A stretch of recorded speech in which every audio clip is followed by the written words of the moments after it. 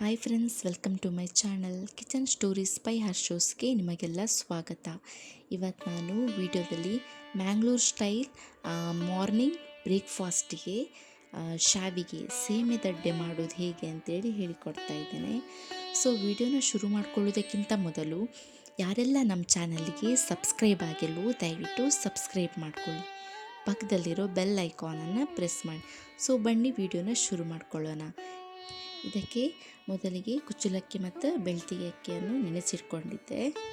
So ಇದನ್ನು ಈ ಥರ ದಪ್ಪಗೆ ಗ್ರೈಂಡ್ ಮಾಡಿ ಇಟ್ಕೊಳ್ಬೇಕು, ಉಂಡೆ ಕಟ್ಟಲಿಕ್ಕೆ ಆಗಬೇಕು ಆ ಥರ.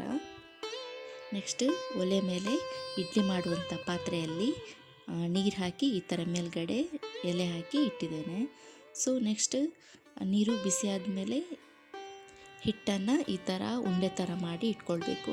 ಉಂಡೆನಾದರೂ ಮಾಡ್ಕೊಳ್ಬೋದು, ಯಾವ ನಿಮ್ಗೆ ಹೇಗೆ ಬೇಕೋ ಹಾಗೆ ಮಾಡಿ ಬೇಯೋದಕ್ಕೆ ಇಡಬೇಕು.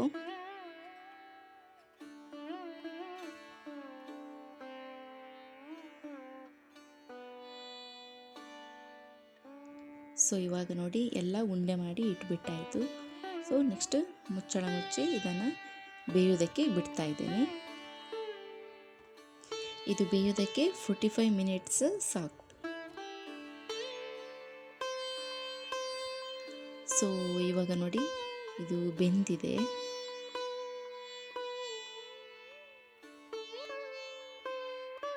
ನೆಕ್ಸ್ಟ್ ಇದನ್ನು ಶಾವಿಗೆ ಮಾಡುವಂತಹ ಮಣೆಗೆ ಹಾಕ್ಕೊಂಡು ಒತ್ತಬೇಕು. ಇದನ್ನು ಶಾವಿಗೆ, ಒತ್ತು ಶಾವಿಗೆ, ಸೇಮೆ ದಡ್ಡೆ ಅಂತೆಲ್ಲ ಕರೀತಾರೆ. ನಮ್ಮ ಭಾಷೆಯಲ್ಲಿ ಇದನ್ನು ನಾವು ಶೇವ್ ಅಂತೇಳಿ ಕರಿತೇವೆ. ಸೊ ನಿಮ್ಮ ಭಾಷೆಯಲ್ಲಿ ಇದನ್ನು ಏನಂತ ಕರೀತಾರಂತ ಕಮೆಂಟ್ ಮಾಡಿ.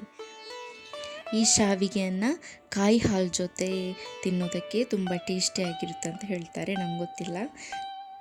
ನಾನಿದನ್ನು ಚಟ್ನಿ ಹಾಕ್ಕೊಂಡು ತಿನ್ನೋದು. ಕೆಲವರು ಸಾಂಬಾರು ಯೂಸ್ ಮಾಡ್ಕೊಂಡು ತಿಂತಾರೆ, ಮತ್ತು ಪಲ್ಯ ಯೂಸ್ ಮಾಡಿಕೊಂಡು ತಿಂತಾರೆ. ಬಟ್ ಕಾಯಿ ಹಾಲು ಜೊತೆನೇ ತಿಂದ್ರೇ ತುಂಬ ಟೇಸ್ಟಿಯಾಗಿರುತ್ತೆ ಅಂತೇಳಿ ಹೇಳ್ತಾರೆ.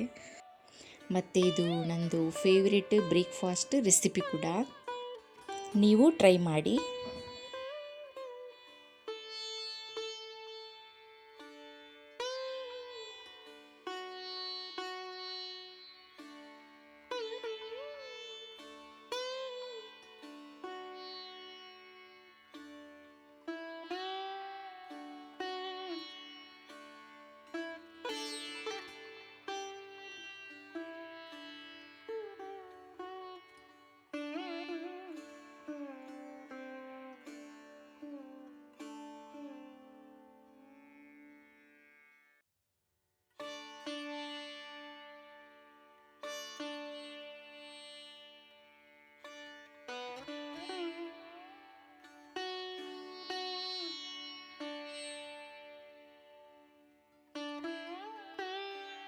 ಸೊ ನೋಡಿದ್ರಲ್ಲ ಫ್ರೆಂಡ್ಸ್, ಶಾವಿಗೆ ಮಾಡೋದು ಹೇಗೆ ಅಂತೇಳಿ.